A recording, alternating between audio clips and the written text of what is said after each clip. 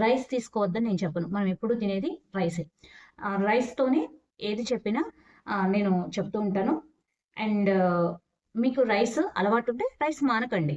మీకు చపాతీ, జొన్న రొట్టెలు, రాగి ముద్దలు ఇవి అలవాటుంటే అవి మానొద్దు. సో, మీరెప్పుడు రెగ్యులర్‌గా ఏదైతే తీసుకుంటారో అది తీసుకోండి. దాన్ని కొంచెం తెలివిగా తీసుకోండి అంతే. వెయిట్ లాస్ అవ్వాలంటే పెద్దగా మనం కష్టపడాల్సింది ఏం లేదండి. హెర్బల్ లైఫ్‌ని సపోర్ట్ తీసుకుంటూ మన మీల్ ప్లేట్‌ని కూడా మనం బ్యాలెన్స్ చేసుకోవడం నేర్చుకున్నాము అంటే వెయిట్ లాస్ చాలా హెల్తీగా, హ్యాపీగా ఇంట్లో ఉండి అవ్వచ్చు. నేను అలాగే 25 కేజీస్ వెయిట్ లాస్ అయ్యాను. నా ఫ్యామిలీ అంతా కూడా ఇవాళ టీ, కాఫీలకు బదులు ఫ్రెష్‌నే తీసుకుంటారు.